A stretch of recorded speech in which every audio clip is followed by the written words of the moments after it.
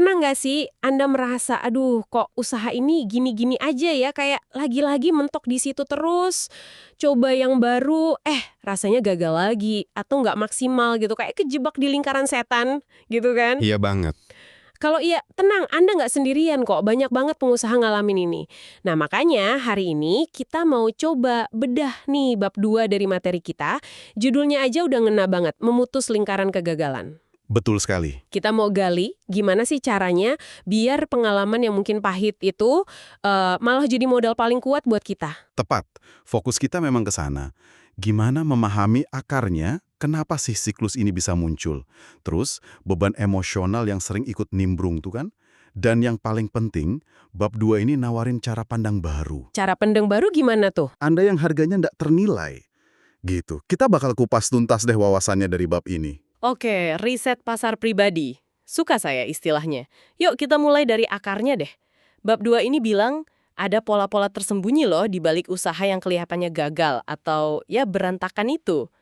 Kenapa ya kok rasanya banyak yang kayak lari di tempat, mulai lagi dari nol, padahal udah keluar tenaga, modal, gitu sih. Nah, ini dia. Ini bagian yang seringkali luput dari kesadaran kita pas lagi ngejalanin ya. Materi ini tuh ngenalin 3 pola utama yang bikin pengusaha kejebak. Pertama, ini umum banget di zaman sekarang. Namanya sindrom objek berkilau. Shiny Object Syndrome. Oh, shiny object syndrome, sering dengar tuh. Iya kan? Ini bukan sekedar ganti-ganti ide, tapi lebih ke ngejar tren terbaru, platform yang lagi panas, atau model bisnis yang lagi viral gitu. Tapi tanpa benar-benar validasi dulu. Cocok nggak sih sama kekuatan kita? Pasar beneran butuh nggak? Ujung-ujungnya, ya banyak energi, mungkin duit juga, kebuang buat sesuatu yang akarnya nggak kuat. Ah, itu kayak FOMO versi bisnis ya. Ikut-ikutan aja apa yang lagi rame, belum tentu pas buat kita. Ngerti sih, itu pasti bikin usaha jadi nggak fokus ya. Terus, pola kedua apa? Pola kedua ini, ya konsekuensi logis dari yang pertama tadi. Namanya pengurasan sumber daya, resource drain. Pengurasan sumber daya, oke. Karena kita lompat-lompat tadi, nggak sadar tabungan mulai terkuras buat model bisnis yang belum kebukti. Waktu habis buat ngejar banyak hal, tapi nggak ada satupun yang benar-benar dapat traction. Traction itu maksudnya? Ya, bukti nyata gitu. Kalau pasar tuh ngerespon, pasar tuh pengen apa yang kita tawarin.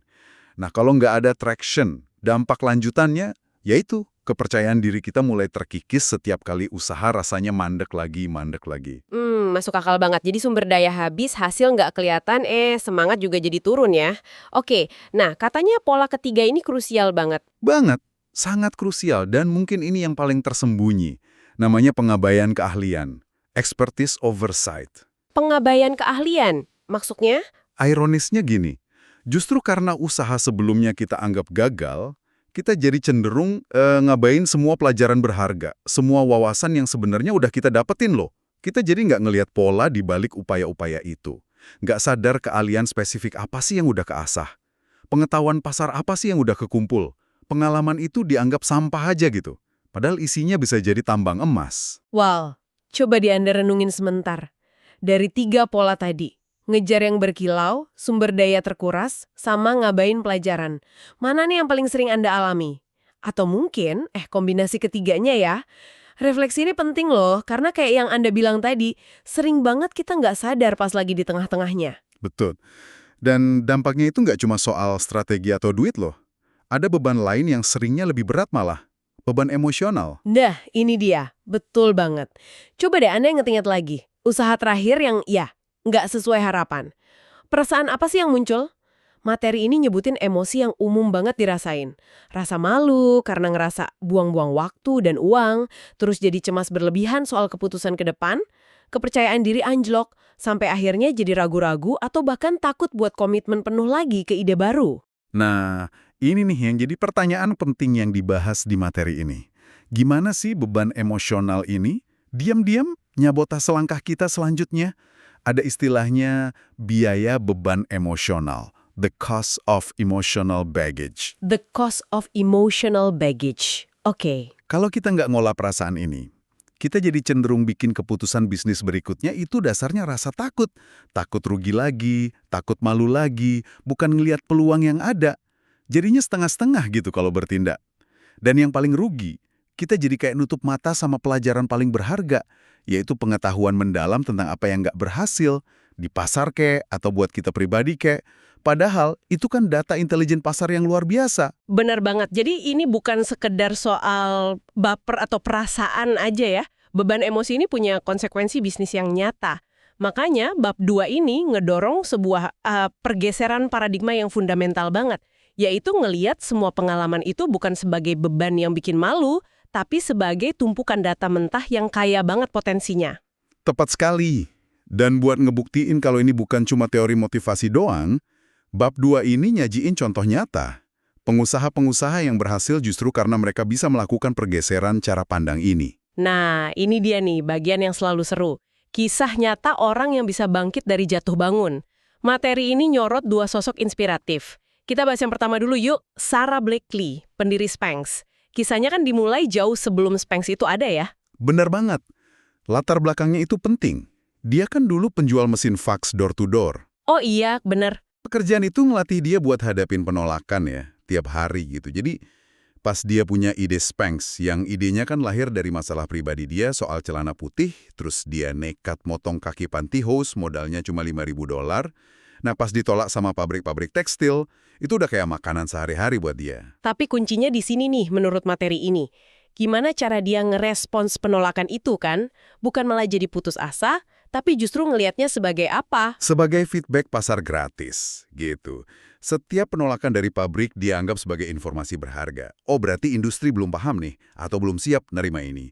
Justru itu yang dorong dia buat belajar sendiri soal paten, cari pabrik kecil yang mau kerjasama, bahkan dia nulis sendiri patennya. Jadi, ketahanan mental dari pekerjaan sebelumnya digabung sama cara pandang penolakan adalah data, itu kuncinya. Hasilnya, ya kita tahulah Spanx jadi fenomena global, dianya jadi miliarder. Wow, jadi cara pandang terhadap penolakan itu ya, yang jadi pembeda utamanya bukan cuma modal atau ide awalnya doang. Keren. Oke, kisah kedua nih, Brian Chesky dari Airbnb. Ini juga seru karena mulainya dari kondisi yang beda banget. Betul. Airbnb itu lahir bukan dari visi besar yang wah gitu, tapi dari kebutuhan mendesak. Chesky sama co-foundernya itu lagi kesulitan bayar sewa apartemen di San Francisco. Oh gitu awalnya. Iya, pas ada konferensi desain besar, hotel pada penuh, mereka kepikiran, gimana kalau kita sewain aja kasur angin di ruang tamu? Ide Airbed and Breakfast itu awalnya ya sesederhana itu. Lahir dari, ya bisa dibilang, keputusasaan.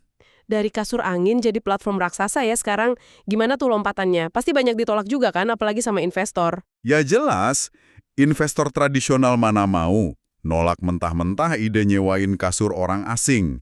Tapi ini mirip nih sama Blakely. Tim Airbnb ngelihat penolakan itu bukan sebagai tanda idenya jelek. Tapi sebagai? Sebagai sinyal kalau investor belum ngelihat potensi pasar yang mereka lihat. Mereka itu rajin banget nyatetin setiap feedback. Mau dari pengguna awal kek, dari penolakan investor kek, semua dicatat. Setiap kegagalan atau masalah, kayak misalnya foto listingan jelek, itu langsung dijadiin proyek perbaikan. Pengalaman dari startup-startup gagal mereka sebelumnya juga ngasih pelajaran berharga soal desain, soal pengalaman pengguna, soal iterasi produk. Jadi ada benang merah yang kuat ya antara Blakely sama Chesky ini, walaupun industrinya beda jauh banget. Ya, kalau kita tarik benang merahnya, materi ini nyorot beberapa kesamaan fundamental dalam pendekatan mereka. Pertama, dua-duanya tuh secara sadar mandang kemunduran dan penolakan bukan sebagai akhir cerita, tapi sebagai peluang belajar yang penting banget.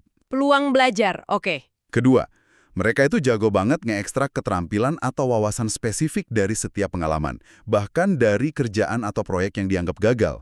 Ketiga, mereka tetap adaptif, terbuka sama solusi-solusi tak terduga yang seringnya muncul dari situasi sulit.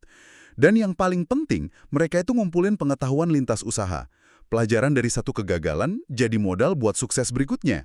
Ini jadi makin jelas ya kalau sukses mereka itu bukan cuma soal hoki atau kebetulan. Ada pola pikir strategis di baliknya. Yaitu tadi memperlakukan kegagalan sebagai bagian integral dari proses inovasi dan belajar. Kegagalan jadi data, jadi riset. Tepat. Mereka nggak buang data berharga itu gitu aja. Oke. Kisah-kisah ini beneran bikin semangat ya. Tapi pertanyaan pentingnya sekarang nih, gimana caranya Anda, pendengar kami, bisa mulai nerapin pola pikir ini secara praktis? Ke pengalaman Anda sendiri gitu, gimana cara nambang emas dari tumpukan pengalaman yang mungkin selama ini dianggap sampah atau gagal? Nah, bab 2 ini ngasih kerangka berpikir sama langkah konkretnya.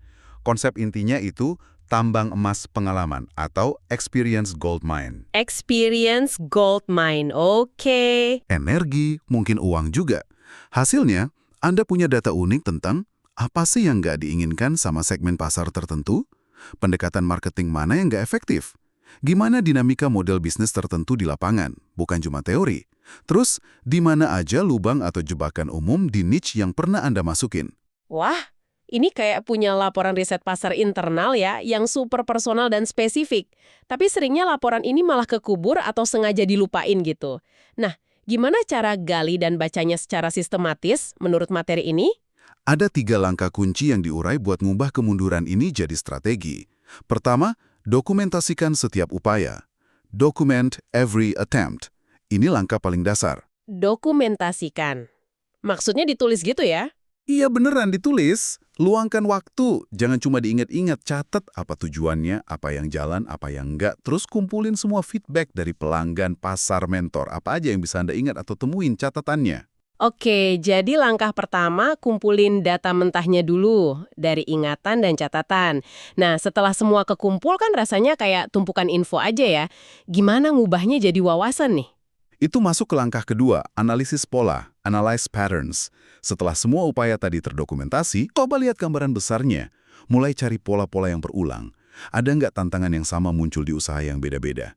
Ada nggak kekuatan atau skill Anda yang konsisten nongol walau usahanya beda? Ada nggak keluhan atau kebutuhan pelanggan yang sama muncul lagi dan lagi di berbagai percobaan Anda? Jadi dari data mentah jadi pola yang kelihatan ya.